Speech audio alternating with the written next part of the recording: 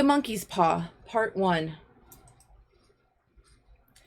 Without, the night was cold and wet, but in the small parlor of Laburnum Villa, the blinds were drawn and the fire burned brightly. Father and son were at chess, the former, who possessed ideas about the game involving radical changes, putting his king into such sharp and unnecessary perils that it even provoked comment from the white-haired old lady knitting placidly by the fire. "Hark at the wind," said Mr. White, who, having seen a fatal mistake after it was too late, was amiably desirous of preventing his son from seeing it. "I'm listening," said the latter, grimly surveying the board as he stretched out his hand. "Check."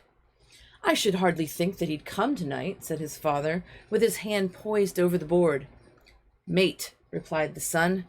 "That's the worst of living so far out," bawled Mr. White, with sudden and unlooked-for violence. "Of all the beastly, slushy, out-of-the-way places to live in, this is the worst. Pathway's a bog, and the road's a torrent. I don't know what people are thinking about. I suppose because only 2 houses in the road are let, they think it doesn't matter." Pay attention to the description of the setting. What mood does the setting reveal?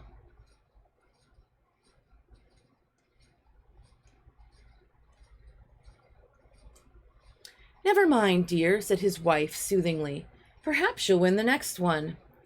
Mr. White looked up sharply, just in time to intercept a knowing glance between mother and son. The words died away on his lips, and he hid a guilty grin in his thin gray beard. "There he is," said Herbert White, as the gate banged too loudly and heavy footsteps came toward the door.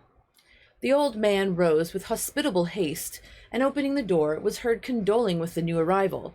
The new arrival also condoled with himself, so that Mrs. White said, "Tut, tut," and coughed gently as her husband entered the room, followed by a tall, burly man, beady of eye and rubicund of visage. "Sergeant Major Morris," he said, introducing him. The sergeant major shook hands, and taking the proffered seat by the fire, watched contentedly while his host got out whiskey and tumblers and stood a small copper kettle on the fire. At the 3rd glass his eyes got brighter, and he began to talk, the little family circle regarding with eager interest this visitor from distant parts, as he squared his broad shoulders in the chair and spoke of wild scenes and doughty deeds, of wars and plagues and strange peoples. 21 years of it," said Mr. White, nodding at his wife and son. "When he went away, he was a slip of a youth in the warehouse. Now look at him." "He don't look to have taken much harm," said Mrs. White politely. "I'd like to go to India myself," said the old man, "just to look round a bit, you know." "Better where you are," said the sergeant major, shaking his head. He put down the empty glass and, sighing softly, shook it again. "I should like to see those old temples and fakirs and jugglers," said the old man. "What was it that you started telling me the other day about a monkey's paw or something, Morris?" "Nothing," said the soldier hastily. "Leastways, nothing worth hearing." "Monkey's paw?" said Mrs. White curiously. "Well, it's just a bit of what you might call magic, perhaps," said the sergeant major, off-handedly. His 3 listeners leaned forward eagerly. The visitor absent-mindedly put his empty glass to his lips and then set it down again. His host filled it for him.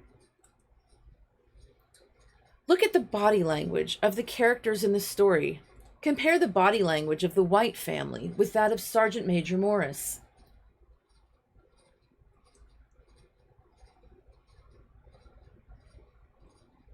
"To look at," said the sergeant major, fumbling in his pocket, "it's just an ordinary little paw, dried to a mummy." He took something out of his pocket and proffered it. Mrs. White drew back with a grimace, but her son, taking it, examined it curiously. "And what is there special about it?" inquired Mr. White, as he took it from his son, and having examined it, placed it upon the table.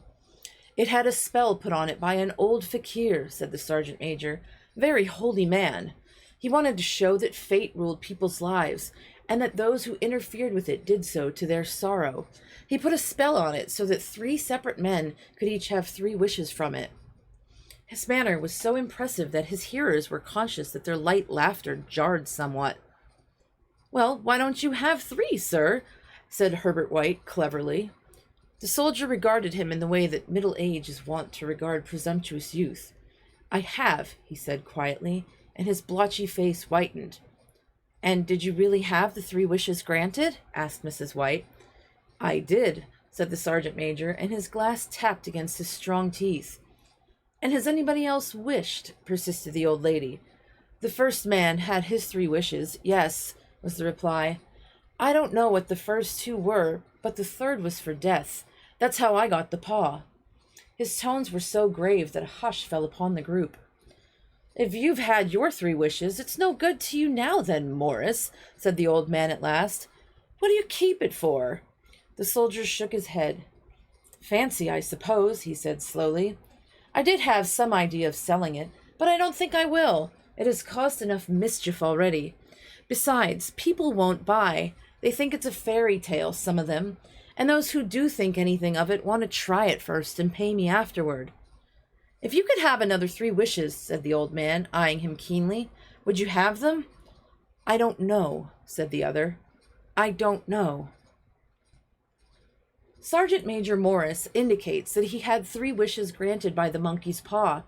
Based on his actions and dialogue, what can we infer about the wishes he made?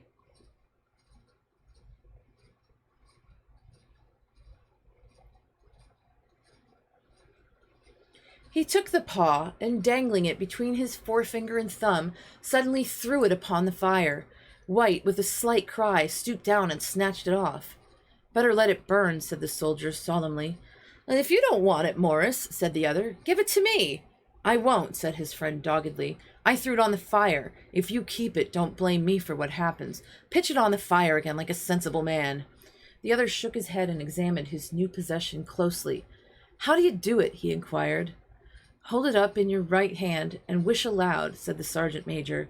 "But I warn you of the consequences." "Sounds like the Arabian Nights," said Mrs. White, as she rose and began to set the supper. "Don't you think you might wish for 4 pairs of hands for me?" Her husband drew the talisman from his pocket, and then all 3 burst into laughter as the sergeant major, with a look of alarm on his face, caught him by the arm. "If you must wish," he said gruffly, "wish for something sensible." Mr. White dropped it back in his pocket, and placing chairs, motioned his friend to the table. In the business of supper, the talisman was partly forgotten, and afterward the 3 sat listening in an enthralled fashion to a second installment of the soldier's adventures in India. Why does Mr. White take the monkey's paw out of the fire?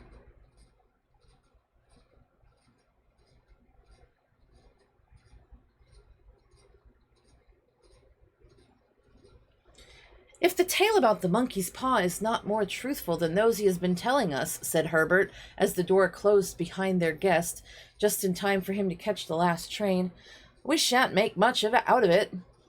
"Did you give him anything for it, father?" inquired Mrs. White, regarding her husband closely. "A trifle," said he, coloring slightly. "He didn't want it, but I made him take it, and he pressed me again to throw it away." "Likely," said Herbert, with pretended horror. "Why, we're going to be rich and famous and happy. Wish to be an emperor, father, to begin with, then you can't be henpecked." He darted around the table, pursued by the maligned Mrs. White, armed with an antimacassar. Mr. White took the paw from his pocket and eyed it dubiously. "I don't know what to wish for, and that's a fact," he said slowly. "It seems to me I've got all I want." Mr. White says, "It seems to me I've got all I want." Do you think this is true? Do you think he should still wish for something? Why or why not?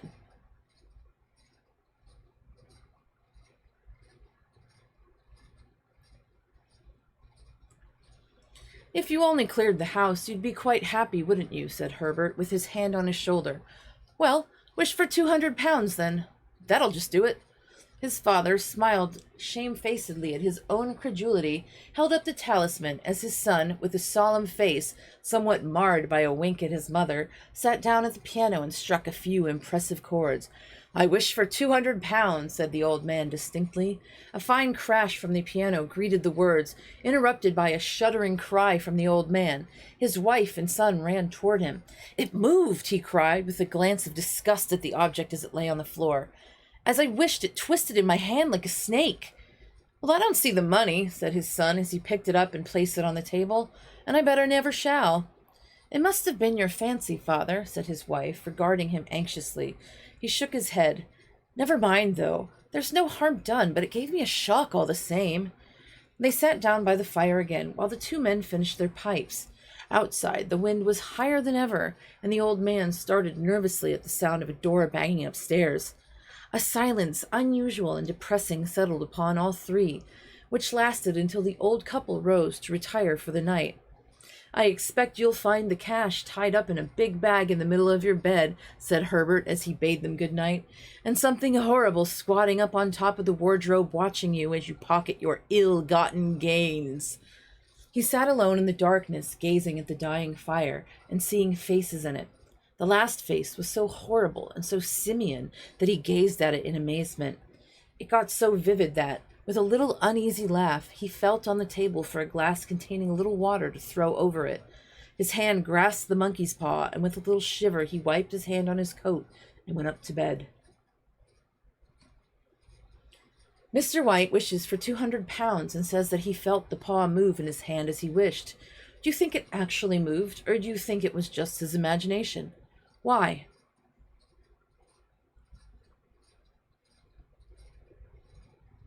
And that is part 1 of The Monkey's Paw.